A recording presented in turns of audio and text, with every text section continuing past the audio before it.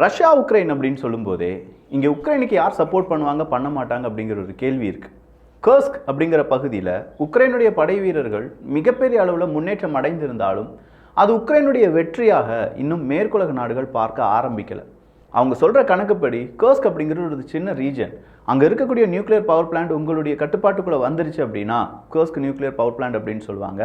அது உக்ரைனுடைய கட்டுப்பாட்டுக்குள்ளே வந்துருச்சு அப்படின்னா ஒரு விதம் நம்ம என்ன செய்யலாம், ரஷ்யாவை கொஞ்சமாக பயம் காட்டலாம். ஓகே, ஜாப்ரோசியா நியூக்ளியர் பவர் பிளான்ட் அப்படிங்கிறது உங்ககிட்ட இருக்குது, கர்ஸ்க் நியூக்ளியர் பவர் பிளான்ட் அப்படிங்கிறது என்கிட்ட இருக்குது, வா ஒரு நெகோசியேஷனுக்கு அப்படின்னு சொல்லி அப்படி ஒரு தர்க்கம் பண்ணலாம் அப்படின்னு சொல்லிட்டு இருக்கிற இந்த நேரத்தில் தான் அடுத்ததாக ஒரு செய்தி வந்திருக்கு. டொனால்டு ட்ரம்ப் அவர்கள் கண்டிப்பாக உக்ரைனுக்கு கொடுக்கக்கூடிய ஃபண்டை ஒருவேளை நிப்பாட்டி விடுவார் அப்படின்னு சொல்லி பலராலும் எதிர்பார்க்கப்பட்ட இந்த நேரத்தில் கமலா ஹாரிஸ் அவர்கள் ஒரு வார்த்தையை சொல்லியிருக்காங்க. அந்த ஒரு வார்த்தையால் இன்னைக்கு அமெரிக்காவினுடைய ஒட்டுமொத்தமான மக்கள் கொஞ்சமாக எகெயின் நம்ம உக்ரைனுக்கு காசு கொடுக்க போகிறோம் அப்படிங்கிறத நினைக்க ஆரம்பித்திருக்கிறார்கள். ஆப்வியஸ்லி கமலா ஹாரிஸ் அவர்கள் சொல்லியிருக்கக்கூடிய வார்த்தை, யுத்தம் எவ்வளவு நாட்களுக்கு நீண்டாலும் பரவாயில்லை, உக்ரைனுக்கு முழுவதுமாக நான் உதவுவேன், உதவி கொண்டே இருப்பேன், என்னுடைய அப்படின்னு சொல்கிறத விட அமெரிக்கா உதவும் அப்படின்னு சொல்கிறது தான் கமலா ஹாரிஸ் அவர்களுடைய கடைசியாக சொல்லியிருக்கக்கூடிய கருத்து. அப்போ இந்த வாக்குறுதி அப்படிங்கிறத கமலா ஹாரிஸ் அவர்கள் நிச்சயமாக பின்பற்றுவார்கள். ஆல்ரெடி நமக்கு தெரியுங்க, ஜோ பைடன் அவர்கள் வந்தார்கள் அப்படின்னா யுத்தம் பயங்கரமாக இருக்கும் அப்படின்னு சொல்லி ஜோ பைடன் அவர்கள் பிரசிடென்ட் ஆகிறதுக்கு முன்னாடியே ப்ரெடிக்ஷன் வீடியோவில் நம்ம சொல்லியிருந்தோம். அவருடைய ஹிஸ்ட்ரியே அப்படித்தான். அதே மாதிரி தான் கமலா ஹாரிஸ் அவர்களும். கமலா ஹாரிஸ் அவர்கள் மட்டும் அடுத்ததாக பிரசிடெண்டாக வந்துட்டாங்கன்னு வச்சுக்கோங்களேன், இப்போ 2 யுத்தம் தானே பெருசாக நம்ம பேசிகிட்டு இருக்கோம். இந்த 2 யுத்தத்தில் நிற்காது. நிறைய யுத்தங்கள், நிறைய இடத்துல நிறைய விதமான யுத்தங்களை நம்ம பார்க்க நேரிடலாம்.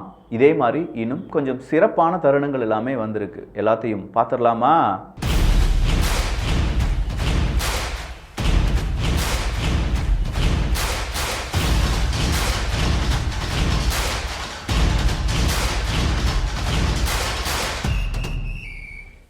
கிர்கிஸ்தான். இந்த கிர்கிஸ்தான் அப்படின்னு சொல்லும்போதே என்னப்பா ரஷ்யாவுக்கு உச்ச நண்பனாக இருந்தார்களே, அப்போ அவங்க என்ன செய்ய போகிறாங்க அப்படின்னு கேட்டால் ரஷ்யாவினுடைய டிரான்சாக்ஷன் அப்படிங்கிறது எல்லாத்தையுமே இப்போ கொஞ்சம் கொஞ்சமாக நிப்பாட்டிட்டு வராங்க கிர்கிஸ்தானுடைய பேங்க்ஸ். எதுக்காக அப்படி ஒரு முடிவு அப்படின்னு பார்த்தா, செகண்டரி சாங்ஷன்ஸ் அப்படிங்கிறது அவங்க நாட்டு மேலே வந்துடக்கூடாது. பிரைமரி சாங்ஷன் ரஷ்யாவின் மீது. ரஷ்யா யார் கூடலாம் அவங்க அந்த டிரான்சாக்ஷன் நடத்துகிறாங்களோ அவங்களுக்கெல்லாம் அமெரிக்கா மேற்குலக நாடுகள் செகண்டரி சாங்ஷன் அப்படிங்கிறத கொடுக்கறதுக்கான வாய்ப்புகள் இருக்குது. எனவே தான் நாங்கள் இந்த மாதிரியான டிரான்சாக்ஷனை நிப்பாட்டுறோம் அப்படின்னு சொல்லி யார் சொல்லியிருக்காங்க, கிர்ஜி பேங்க் அப்படிங்கிறத சொல்லியிருக்காங்க.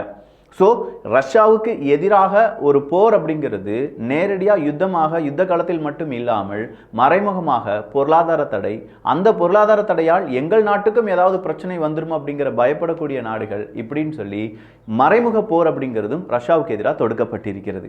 இதெல்லாம் விட ரஷ்யா என்ன செஞ்சுருக்காங்க, இன்னைக்கு உக்ரைனுக்குள்ள அவங்களுடைய அதிநவீன டேங்க் அப்படிங்கிறத கொண்டு வந்திருக்காங்க. இதுவரையிலும் எந்த பேட்டில் ஃபீல்டுக்கும் போகாத அந்த டேங்க் உக்ரைன் பேட்டில் ஃபீல்டுக்கு நிலைநிறுத்தப்பட்டிருக்கிறது.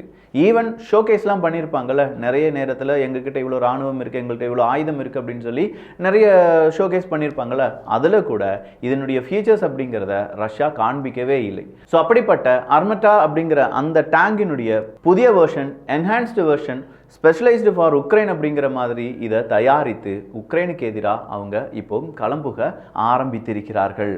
கர்ஸ்க் ரீஜனில் ஏற்பட்ட அந்த ஒரு தோல்வி ரஷ்யாவுக்கு பெரிய அளவு மன உளைச்சலை ஏற்படுத்தியிருக்கலாம். குறிப்பாக புட்டின் அவர்களுக்கு கடைசியாக அவர் ஒரு வார்த்தை சொல்லியிருக்காங்க, இனி எதிரிகளை தீர்த்து கட்டுற வரைக்கும் இங்கே நெகோசியேஷன் சீஸ்ஃபயர் அப்படிங்கிறது யாரும் வந்துடாதீங்க, எங்களுக்கு போதுமான எக்ஸ்பீரியன்ஸ் கிடைச்சிருச்சு, இதுவே எங்களுக்கு போதும், எதிரிகளை பந்தாட போகிறோம் அப்படின்னு சொல்லியிருக்காங்க.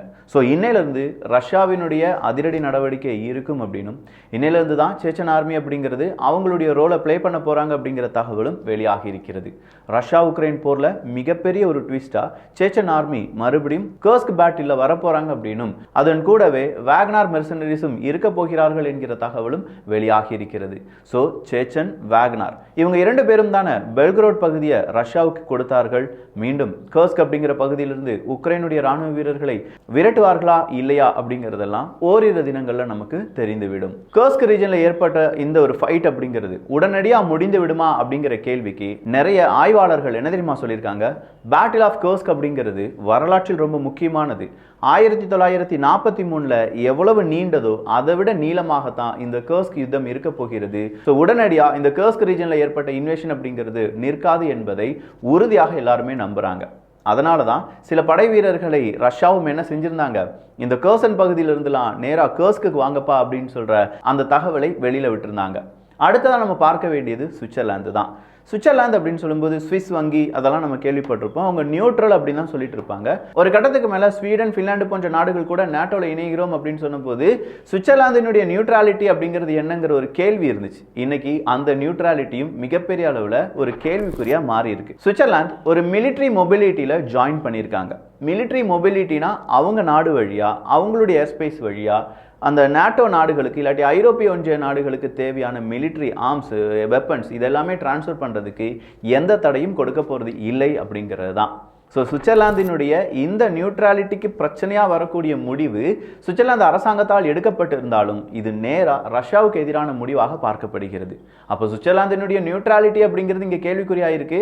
அது இல்லாமல் நான் ஒரு வார்த்தை சொன்னேன், மிலிட்ரி மொபிலிட்டி அப்படின்னு சொல்லி. இந்த மிலிட்ரி மொபிலிட்டி அப்படிங்கிறத இப்போ ஐரோப்பிய ஒன்றியமும் நேட்டோவும் மிக விரைவாக செய்து வருகிறார்கள். உக்ரைனுக்கு தேவையான ஆயுதங்களை ஒருவேளை ட்ரம்ப் அவர்கள் தடுத்து விட்டார்கள் என்றால் என்ன செய்வது அப்படிங்கிறதுக்காகத்தான் ட்ரம்ப் ப்ரூஃப் அப்படிங்கிற ஒரு ப்ரோக்ராமை நேட்டோ இனிஷியேட் பண்ணியிருந்தாங்க. அதை ஐரோப்பிய ஒன்றியத்துக்கும் சொல்லியிருந்தாங்க. ஒருவேளை ட்ரம்ப் அவர்கள் இதெல்லாம் செய்யாமல் இருந்தால் இதெல்லாம் ஐரோப்பிய ஒன்றிய நாடுகள் செய்ய வேண்டும், இப்படி இந்த மாதிரியான வெப்பன்களை அங்கே கொண்டு போகணும் அப்படிங்கிறது தான் அந்த ப்ரோக்ராமினுடைய அஜெண்டா. அதன் அடிப்படையில் தான் இந்த மிலிட்ரி மொபிலிட்டி அப்படிங்கிறது ஆரம்பிக்கப்பட்டிருக்கிறது. சரிப்பா, அப்போ இந்த வருஷம் எண்டுக்குள்ள ஈரான் சொல்லிடுவாங்க நாங்கள் அணு ஆயுத நாடு தான் அப்படின்னு சொல்லிடுவாங்களே, அப்போ அணு ஆயுத நாடா இல்லையா அப்படிங்கிற ஒரு கேள்வி வருது பார்த்தீங்களா. நல்லா 1-2 செய்திகளை வாசிச்சு பாருங்களேன். யுரேனியம் என்ரிச்மெண்ட் அப்படிங்கிறது 60% செஞ்சிட்டாங்க ஈரான் அப்படின்னு சொல்லியிருப்பாங்க. ஆல்ரெடி நிறைய அணு ஆயுத சோதனைகள், அணு ஆயுதத்தை தயாரிக்கக்கூடிய அந்த ப்ரொசீஜரில் ஈரான் ஈடுபட்டு இருந்தாங்க அப்படிங்கிறது மொசாட் சீரீஸ்லேயே நமக்கு தெரியும். பல வருடங்களாக அணு ஆயுதத்துக்கு பின்னாடி இருக்கக்கூடிய விஞ்ஞானிகளை தேடி கொள்வது அப்படிங்கிறது இஸ்ரேலினுடைய தொடர் நடவடிக்கையாக இருந்துச்சு. அப்போ அணு ஆயுதத்துக்கான அந்த டெக்னாலஜி டிரான்ஸ்ஃபர், அணு ஆயுதத்துக்கான ரிசர்ச் அண்ட் டெவலப்மெண்ட் அப்படிங்கிறது எல்லாமே ஈரான் செஞ்சுட்டு தான் வந்திருந்தாங்க. அப்போ ஈரானுடைய கடைசி அறிவிப்பு 60% யுரேனியம் என்ரிச்மெண்ட் நாங்கள் செஞ்சிட்டோம் அப்படிங்கிறது தான். அப்போ ஈரானுடைய புதிய ஒரு டாக்டரின், அது நியூக்ளியர் டாக்டரின் அப்படின்னு சொல்லும்போது அது என்ன தெரியுமா சொல்லுது, எங்களுடைய சேஃப்டிக்காக தான் இந்த நியூக் அப்படிங்கிறத பயன்படுத்த போகிறோம். உதாரணத்துக்கு நியூக்ளியர் பவர் பிளான்ட், என்ன இதனால என்ன வந்துட போகுது, ஒரு நாட்டுக்கு மேலே நாங்கள் என்ன போர் தொடுக்க போகிறோமா, எங்களுடைய எனர்ஜியை இந்த நியூக்ளியர் பவர் பிளான்ட் வச்சு நாங்கள் சேகரிக்க போகிறோம், எடுத்துக்கொள்ள போகிறோம் அப்படின்னு சொல்லி ஈரான் ஒரு வார்த்தையை சொன்னாலும் இந்த இடத்துல அதை நம்புறதுக்கு உலக நாடுகள் தயாராக இல்லை.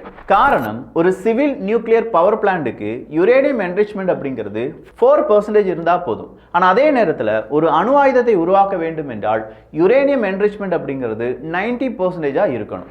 ஸோ 4% இருந்தாலே ஒரு நியூக்ளியர் பவர் பிளான்ட்டை யாரால ரன் பண்ண முடியும், ஈரானால ரன் பண்ண முடியும். ஆனா 60% யுரேனியம் என்ரிச்மெண்ட்டை நாங்கள் முடிச்சிட்டோம் அப்படின்னு சொன்ன ஈரான் எகெயின் நாங்கள் நியூக்ளியர் பவர் பிளான்ட்டுக்கு தான் யுரேனியத்தை என்ரிச் பண்ணோம் அப்படின்னு சொல்றது யாராலையுமே நம்ப முடியாது. அப்போ இந்த 60%லிருந்து 90% யுரேனியம் என்ரிச்மெண்ட்டை நாங்கள் முடிச்சிட்டோம்னு சொல்லிட்டாங்கன்னா அணு ஆயுதத்தை நாங்கள் தயாரிக்க ஆரம்பித்து விட்டோம் அப்படிங்கிறது தான் அதனுடைய பொருள்.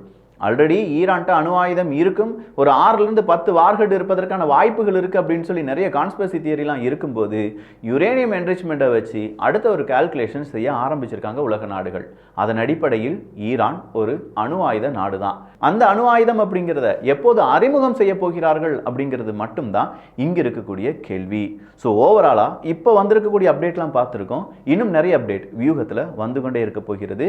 குறிப்பாக இந்த இஸ்ரேல், ஹமாஸ், ஈரான் அப்படிங்கிறதுக்கான அப்டேட்டும் வியூகத்தில் வந்துவிடும். ஸோ இந்த ஒரு காணொலி எப்படி இருந்துச்சு அப்படிங்கிற உங்களுடைய கருத்துக்கள் இங்கே வரவேற்கப்படுகின்றன. எல்லோரும் வியூகத்தில் இணைந்திருங்கள். நல்லதை பகிர்ந்து நல்ல சமுதாயத்தை உருவாக்குவோம். நன்றி, வணக்கம்.